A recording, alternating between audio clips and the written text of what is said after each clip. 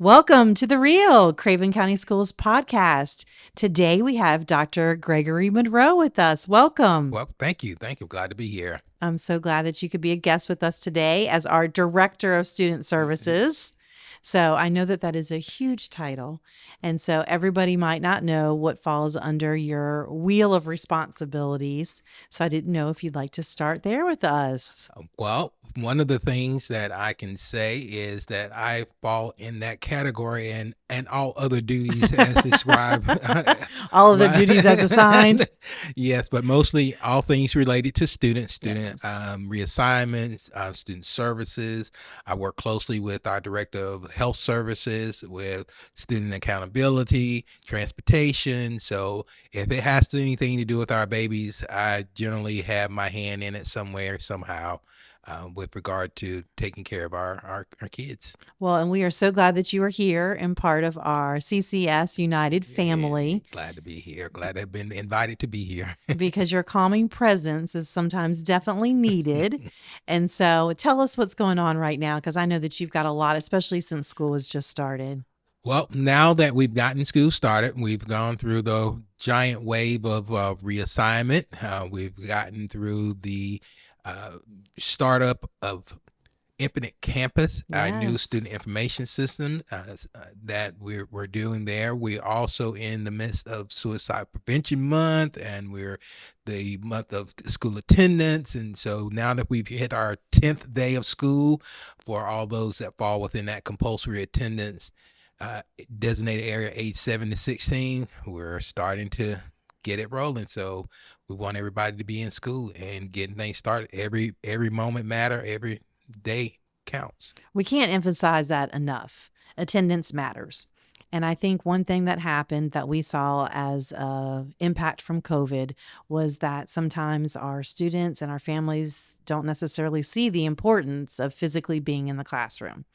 And do you want to expand on that? Because I know that you and I could probably go on forever about how important it is to physically be in school. Oh, absolutely. And I earned the nickname of policy man or guy or doctor here in And CCS. but we need that. You follow the rules. Yes. And so our Craven County school policy, and the policy in most of North Carolina, is policy 4400, which is attendance, which is hinged from the General Statute 115C 378, which basically says if a child is of school age 7 through 16, they are required to be to school. Mm-hmm. We cannot, parents, teachers, administrators cannot tell a child don't come to school. If they are required to be, and we are required to report excessive absences, those particular things that happen, especially if they are unexcused absences. There are a list of things that a parent can say that their child is absent for, which is excused, death of a family, illnesses, those particular things, educational opportunities with prior approval from the principal. But then there are those that, you just don't hang out, Right. don't Just come. didn't feel like coming. They don't feel like coming, or they're throwing a temper tantrum, not wanting Sleeping to in.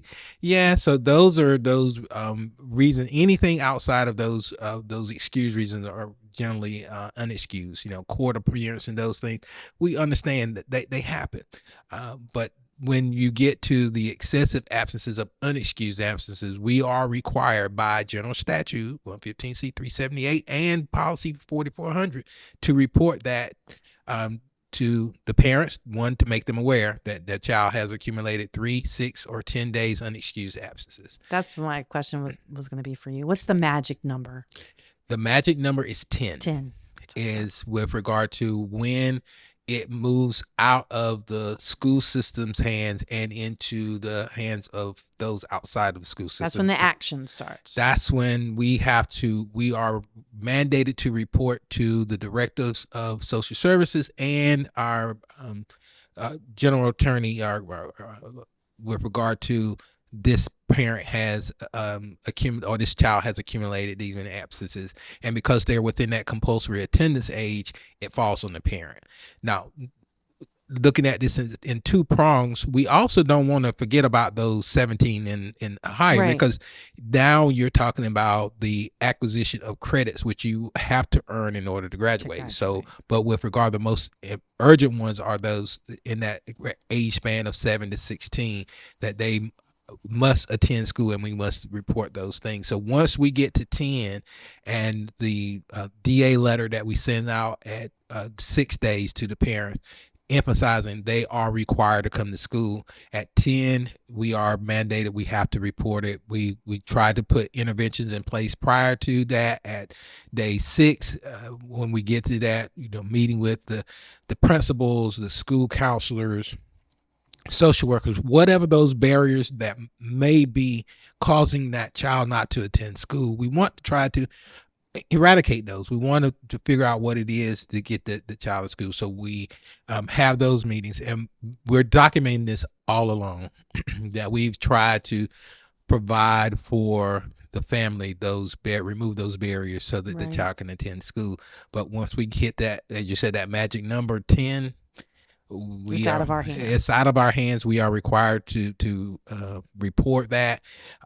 There is a Craven County, which is one of the first places I've been, have a dedicated truancy day, and the judge is very tough when it comes to the requirements of going to school.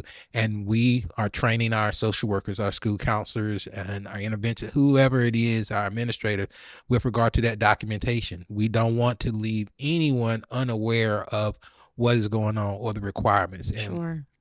oftentimes, we are lambasted, we're talked about, we're beat Well, I up, was but, going to but, say but that's when the parent usually gets pretty upset with us. yeah, and again, it's one of those things. It falls in that purview of all other duties as Right. required, And it's your responsibility, responsibility. and we Yeah. we are, again, by general statute, required to Fulfill report, that. right, to report. We have to take attendance, and then we have to report excessive tardies, and communicate with parents regarding it, tardies and absences. Well, and two things I was going to touch on. One is with Infinite Campus, with the parent portal. No parent should not know how many absences their child has. Absolutely. The way that the state has moved, and we're being in that first tier, so we're getting all the kinks and bugs out for those that come after us. So yeah, that parent portal is vital. You should be able to know if your child is skipping school, or if you took them and they didn't show up. You should be able to Something's know not right. know Yeah. that, and as well as the grades that are being reported. So it's, instead of being reactionary based on, You oh can my be God, proactive. yeah, you can be very proactive with regard to, hey, I want to talk about this. I know I dropped him off. He should have been in school that day. There are times when people say, well, they didn't count their attendance right. Well, if that's the case, then don't wait till you get Right. this We need to report. know. Yeah. Right. So if, Yeah. if there's a human error, and we're all human, Hmm. on our part, or clerical error, it's easier to fix it the next day versus 20 days out, or at the end of the school year, going, yeah, back in January 10th, this child was here, or they were late, and it's just harder to try to track those things down. Right. And that was the other thing I was going to touch on. We always talk about how important it is to be present in school when we talk about days being absent. But another thing that we're seeing that we're also having some concerns with are our late check-ins and our I was going to say Early. our tardies, but also our checkouts. So a lot of times that's for the convenience of the adults. And so we see this on a regular basis. Sometimes they don't want to wait in carpool line in the morning or in the afternoon. And then sometimes we hear sleeping in, doctor's appointments, those types of things. But we recommend that all of those things that need to be scheduled can be scheduled after school. Absolutely. And again, it's it's the tardies and the early checkouts are not necessarily covered in the general statutes that share. Right. However, in our policy 4400, we do address early dismissals and late check-ins or tardies, but in that it can impact the amount of time the students are learning. It could impact their grades. It could even have considerations, or the principal's consideration, if the child is at risk with regard to promotion or retention. That's right. Because again, the 6.5 or 7 hour school day is meant for school, Right. and so many of our healthcare providers, physicians are aware of this, and they try to schedule on, and they often ask for our calendar, so they know that this is a teacher work day, so they should be able to fit all their students in on those particular times there. But if you're trying to just beat the crowd, it doesn't benefit your child, because No. as I said, every day count, every moment That's right. matters, and we need to make sure that we're doing. Craven County made some great strides, but that came from the partnership that we have with our parents, and them also understanding that every day matters and every moment matters, That's and right. we've got to provide them with whatever. So with the necessary tools to be successful citizens, to be outstanding scholars. Yeah, I always say from bell to bell. bell to bell each and every time. Yeah. So, Yeah. and even if there isn't a bell that rings, it's from start to finish. That's right. Exactly. Because we don't physically have bells anymore. But you're right, from start to finish. Yeah. So I know that also our school counselors fall under your responsibility as well. And so that you've had an opportunity to do some work with them at the beginning of the school year. And they are obviously a vital part of our CCS family. And they share a big responsibility and roles at the school. So I know that you've got some things going on with them. Would you like to share any of that? Yes, this year we are really working to make our student services teams at our schools, and you'll hear me refer to them as our student services teams at the school, because they are part of the student services. And that team is comprised of the school counselors, comprised of our school nurse, and is comprised of our school social workers. So, though we all fall under different directories, but again, we overlap in so many areas. That's It's right. hard for us not to work collaboratively with each Mhm. other. So we are working with our school counselors with regard to academic counseling, being able to be that first point of contact when a child is not making academic progress, especially in our 9-12, because it's hard uh, to to swallow when may have. I've kind of made it through, Right. I've KA. gotten here. I gotten here, but Yeah, I've when gotten here. you're missing that one credit because you think, oh, I I was moved on to the next grade last year. Right. That doesn't work in high school anymore. So the academic counseling, even at our elementary level, talking to students and making sure they understand the importance of attendance. They Yeah. understand the importance of giving their best efforts and doing those things, and even in some areas, self advocacy. We have just recently acquired Second Step for our 9-12, which is a SEL model that we've been using in K-8 so far. We are rolling that out, getting them trained. We're doing some fidelity checks with our K-8, and this is core instruction to help. It doesn't fall all on the school counselor, but again, in some of our elementary schools, that's part of the curriculum when they're doing classroom sessions with their individual classes or the classes that they visit, is talking about those SEL pieces. And that's one of the things that came out of COVID. It's that, hopefully we are rebounding to the point that Right. we're not seeing as much, but we know that trauma doesn't have a calendar in it, No. and it It doesn't just stop. right. So we have to continue to educate with regard to those things. We're working on the state Senate Bill 650, which is our threat assessment piece. Is something that our school counselors will be a part of. It. They don't own it, but they are part of those teams. They should be that point of contact if a child has an issue or that they have to initiate a threat assessment, to be able to go, have this child talk with you. Have you talked with the parent? Or, are there other concerns that we are not aware of? When it comes to those particular issues.